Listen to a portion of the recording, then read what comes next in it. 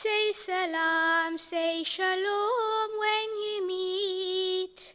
Spread the message of peace as you greet. Love for all and hatred for none. Love for all and hatred for none. Love for all and hatred for none. That was the message emanating from Britain's largest mosque as it held a Prayers for Peace event in light of the Israel-Palestine conflict. The national event focused on interfaith solidarity and prayers for justice and humanity. It brought together people from all faiths and none to collectively pray for peace. Representatives of Christianity, Judaism, and Islam took to the stage to promote the message of peace, harmony, and interfaith dialogue. My friends, these are terrible times, and our hearts go out to all those suffering because of terrorism and war, and especially the people of Israel and Palestine, those held hostage, those in Gaza. And as well as praying for peace and justice for all the peoples of the Middle East, I believe that we can help by striving to build peace and understanding in our own communities. That can be part of our contribution. We, Muslim, Christians, and Jews, are the children of Abraham, and we must continue to pray together for an everlasting and just peace. And there are others I see in this room of the multi-faith dialogue that they bring us together at these challenging times. My Jewish faith has taught me the goodness of humanity, and we are with you tonight because we believe in a multi-faith dialogue. The world is at the brink of a world war.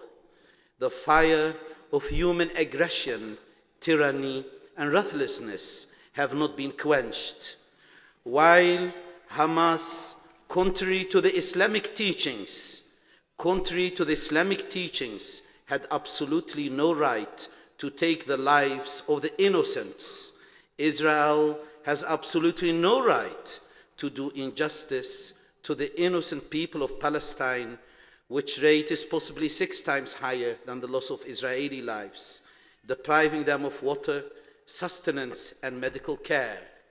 Mr. Rafiq Hayat, the national president of the Ahmadiyya Muslim Community UK, expressed that the event was a platform to stand united against hatred and violence.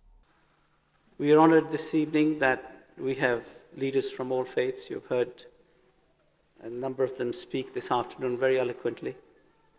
And each and every one of them have taken us on that road that leads to peace.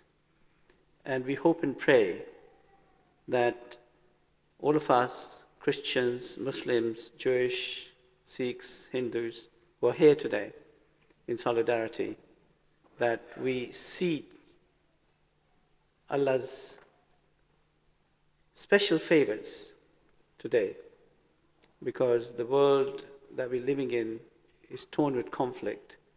The event concluded with a collective prayer for peace. MTA News spoke to some attendees to get their feedback on the event.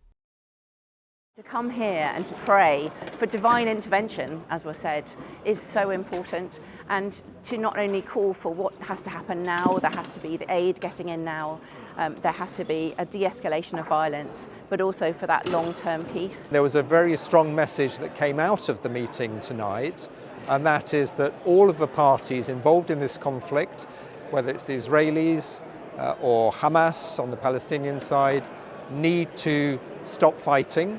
We need peace in Gaza. We need to get food and water into Gaza. And then as quickly as possible, those parties need to talk about a peaceful solution.